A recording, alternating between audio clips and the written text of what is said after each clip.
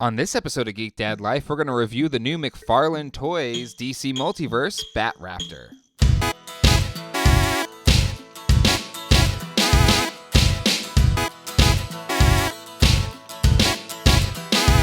Hello everybody and welcome to Geek Dad Life. It's your host Jay Gladfelter here, and the new McFarlane Toys DC Multiverse Bat-Raptor arrived on my doorstep tonight, and I just knew I had to review this thing right away.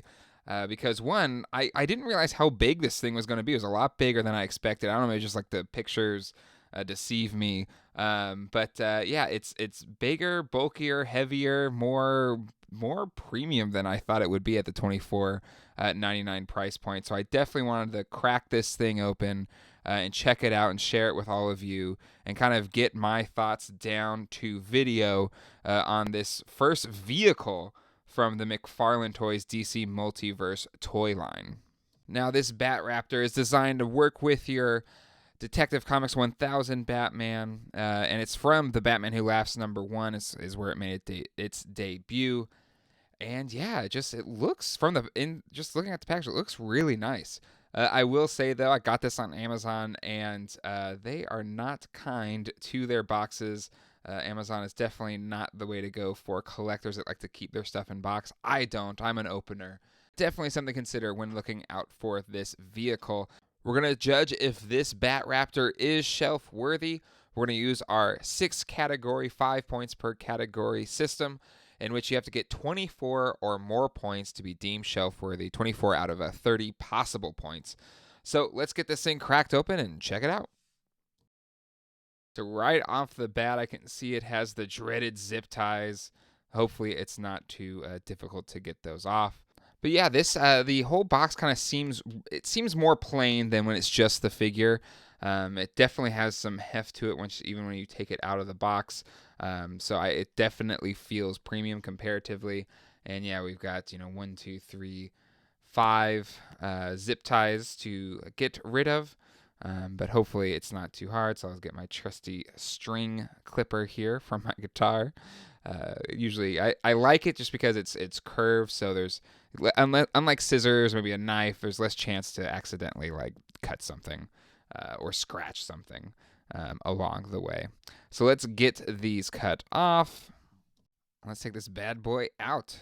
Pretty easy once it was snipped, so that's good. It's not some crazy thing you have to kind of go out of your way to try and get out of the box. Wheels kind of feel great right out of the box, and this one comes with a card just like the action figures do. And yeah, it looks great just like the other cards, featuring artwork from its appearance in the Batman Who Laughs #1. Gives little details for the vehicle. And yeah, it's really neat. I think, Bat-Raptor is definitely in that kind of Bat Pod vein or Bat motorcycle. Not, your full Batmobile, but a little bit maybe more agile and nimble. For a more premium adult collectible, it rolls really well. It rolls like a good toy would, or a good toy car would. So I think that's pretty cool. The tires are like a heavier rubber, which is really nice. Let's go into the detail on the sculpt. And the paint apps. I really like it. It has like kind of a worn metal look that's really neat. So even though it's plastic, the paint and the wash kind of makes it seem kind of like a worn paint on metal look. And then even the bat symbol, though, is a little bit shinier than the rest. It's a bit matte, so I think that's really neat. Plus the little details there where the wheel is and on the side, showing the kind of mechanisms and motors that go into spinning the front wheel. And kind of see the details on the inside. There's no handle or anything like that, which I think just makes it easier to put the figure in. So be curious to see the little bat details there on the sides, which is pretty cool. And again, yeah, the wheels are really nice, heavy rubber. It's not like a cheap, tinny plastic, which is cool. And again, some nice paint deals on the back. Again, a good wash that gives it that metallic, like a real metallic look, which is pretty cool. So in person, I'm really impressed so far. It seems bigger, it seems more premium, it seems really high quality, especially at the $24 price point. Bringing in the Batman now, this is like kind of the ultimate moment to see how this thing looks with a Batman figure in it. So let's kind of take a stab at putting in the Batman figure into the Bat-Raptor. This is where, I think a cloth cape would have made it a little bit better. See if it has. Probably wouldn't. See if we can tuck it in with the cape, which quickly I'm seeing is not going to work. So I'm going to like put the cape on the outside, kind of like the old Kenner Batmobile would do with the capes. And again, I know it's been said by other people as well as myself. I think a cloth cape on these figures would have done a bit better, even though this one's pretty movable, pretty rubbery, so it's not impeding it too much. I think it would have made a little bit better, especially for situations like this, putting it in the Bat-Raptor. A somewhat hidden feature is the fact that this Bat-Raptor extends. So while it does look a little more truncated at first, you can actually pull it out, and it gets longer. It does lose some of the detail in that section. If you notice, you can kind of see the little slot where that can come out, and there's no paint on that little area there.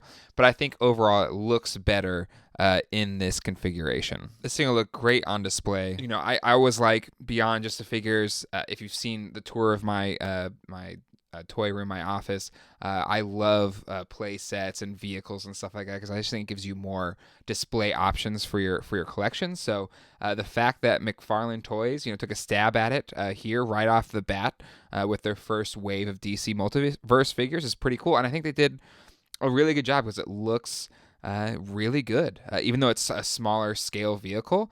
But I think at the $24.99 retail here on this thing, I think it's definitely a good value for the money.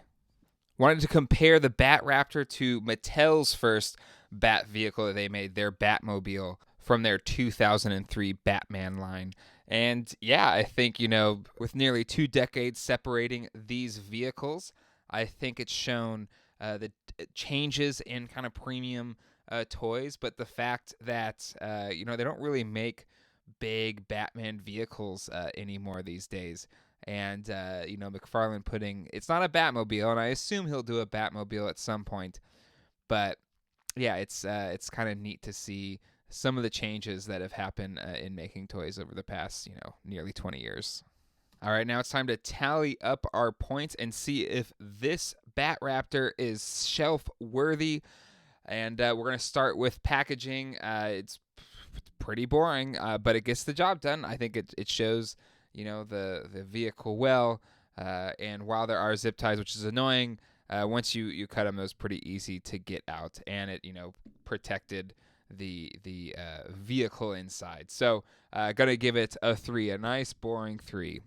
All right, next up is the paint and sculpt, and gonna give it a 5. Like, I think it looks really good. I think especially for a mass retail vehicle, I think the wash they did looks really great. I love the kind of matte paint and the glossy paint on the bat kind of symbol on the front of the vehicle, and then all the little details. It just looks really good. And I mean, bat vehicles are pretty simple. It's a lot of black and gray, but I think overall, I think they did a really good job. Next up is articulation, which is a little bit different for a vehicle, but I'm going to say it's a 5 on articulation in that it works really well as a vehicle. It rolls around and very easily, plus adding the ability for the vehicle to extend and make it longer and more in scale with the figure is just a great bonus and increases its display ability. QC, gonna give it a 5 as well. Not a single issue or problem. Again, it's a lot simpler because there's a lot less moving parts for a vehicle, but still there's a lot of things that could go wrong, especially with rubber wheels and how well do they move and stuff like that. So easy 5. For accessories, it's going to get a 1. Barely got a 1 with the card. Other than that, not really any accessories to speak of. I'm not disappointed. It's a nice looking vehicle for $24, but yeah, can't give it more than a 1 there. And then last but not least is fun factor, and this one gets a 5. It works really well as a vehicle. It looks cool. I think it adds to the display ability of the Batman, the DC 1000 Batman. And again, at $24, I love the quality that we're getting here for the price point for McFarlane Toys. So is it shelf-worthy? Yes, it is at 24 points out of 30. And I think it makes the DC 1000 Batman more shelf-worthy. It looks great. Again, for $24, I think the quality we're getting here is really nice. It feels like a premium quality product for something that's supposed to be hitting mass retail. So I think that is great. So if you were on the fence or maybe just didn't really get a good gauge of it from the pictures, which I didn't. I kind of bought this on Amazon just to see if it was kind of worth it, and I really feel like it is, and I'm thankful for the purchase. So if you're on the fence, I definitely suggest going out and finding this vehicle. All right, that'll do it for this episode of Geek Dad Life. If you like what we're doing here, hit like, hit subscribe, and click on that bell icon to be notified when the latest episode of Geek Dad Life drops. We'll see you next week. I do have some more Batman reviews coming down the pike with some Spin Master reviews. I've got the new Batmobile and one of the Batman figures from that line, as well as I do have the Batgirl figure on order, and hopefully that'll come sometime next week. So definitely be on the lookout for those videos. Until then, hasta luego and goodbye.